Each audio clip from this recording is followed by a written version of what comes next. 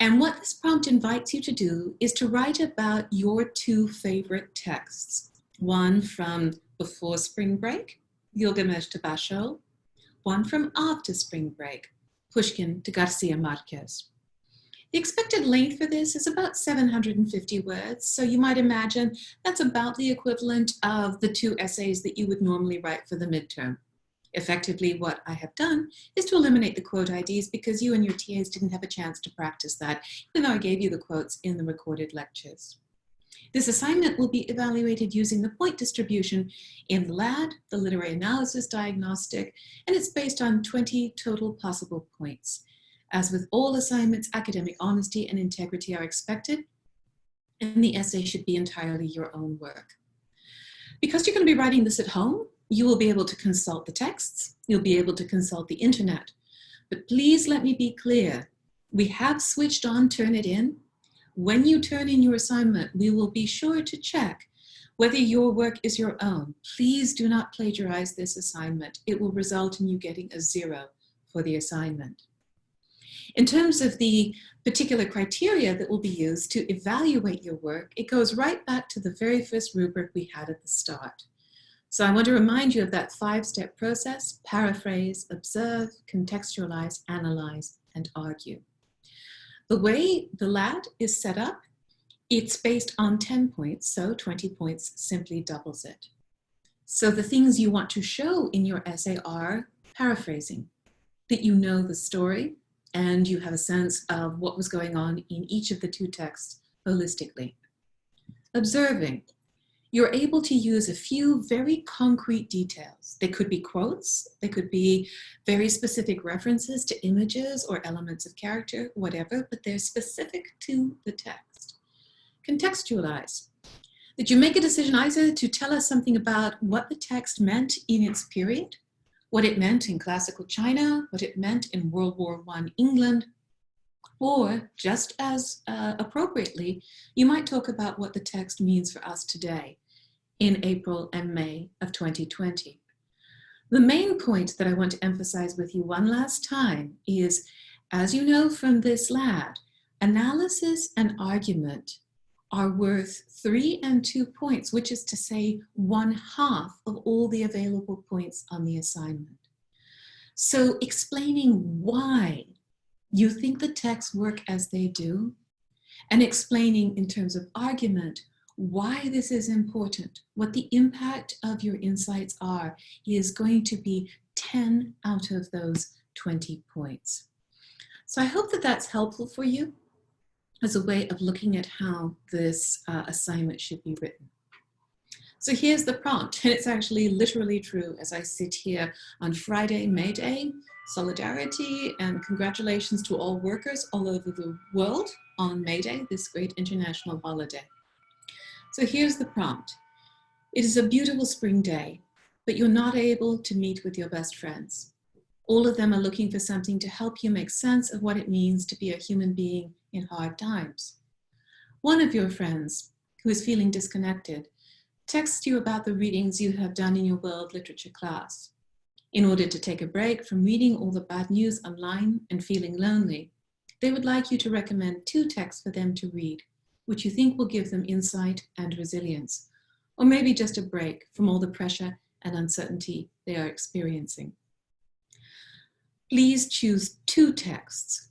One must be from early in the semester, Gilgamesh to Basho, and one must be from the last third of the semester, Pushkin to Garcia Marquez.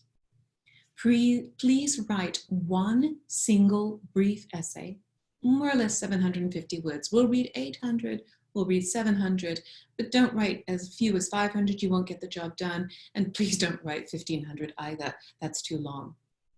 Please write 1 single brief essay about the 2 works, letting your friend know which text you picked and explaining why you picked them. Briefly describe the positive impact the 2 texts had on you and let them know why you chose them. Please write in complete sentences and paragraphs. Please do more than summarize the plot. Please make specific references to the text, plot, character, context, theme, ideology, style, etc. as you present your analysis, And remember to explain why your ideas are important. You do not need to include exact quotations, and quoted text will not count towards the total 750 word count. Please explain exactly why these two specific texts have made a difference to you this spring. The most successful essays will demonstrate not only knowledge of the text and analysis of each one in its own terms. In order to score 18 to 20 points, you will also need to connect the two texts to show why reading them together is even more impactful than reading either one of them in isolation. Finally, maybe in your last 10, 15, maybe 20 words, do you think your attempt to make your friend feel encouraged would succeed? Why or why not? That's the prompt that I'd like you all to focus on for the end of the class. All of the other information that you need is here. So you still have the purple and gold text here, and all of the lectures are available for you. You'll be getting commentary back from your TAs in advance of submitting this final assignment. So I hope those will be helpful to you on that last batch of journals. Let me stop the share here for you. And we very much look forward to reading this last essay. Finally, I imagine that this is not the class that you imagined either. Your TAs and I have tried to do our best to deliver you a class that was part of an important and meaningful experience at University of Texas at Austin in spring 2020. I know that it's not quite what I had planned. I imagine it's not quite what you had expected. I want to just thank you in advance for completing all of the course instructor surveys. Those matter to me. If you can click on that link and let me know, I'll be particularly grateful. Every year, comments that students give me on my classes are important. The way in which you give us feedback to the TAs and me on what we did well and what we could do better always helps us to do a better job next time we offer the class. This spring, we were faced with something that could never have been fully predicted. Transitioning suddenly, in a matter of days, to completely online.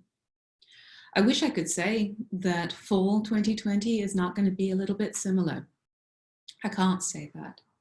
So any feedback you give me for all the many years I've taught at UT Austin, I have appreciated. My chair in my department cares about it. My dean cares about it. The higher administration in the tower care about it. This spring in particular, any thoughts you have about what we could do will be invaluable. In the fall, we may well have a mixture of face-to-face and online, or something different again. Your sense of what was helpful and what we could do to make this course facing the real world circumstances that we all acknowledge as positive as possible is something for which I want to thank you in advance. So that's it. No long lecture for today. You know my email, emig@austin.utexas.edu. You know how to contact me through Canvas. Some of you, even long ago in February, were dropping by my purple and gold office, even though I am now Zooming in from my green and purple dining room at my home. I hope you'll stay in touch with me about what you're reading, about what you're doing. I hope that you and those that you care for are as safe and healthy as possible. I wish you every possible success in these last few days of the semester and in whatever activities and plans and aspirations you have for the summer. One last time, be well, good luck. I hope our paths cross again, and don't hesitate to reach out to me in the next few weeks if I can be of any assistance to you. Thanks so much, and bye-bye.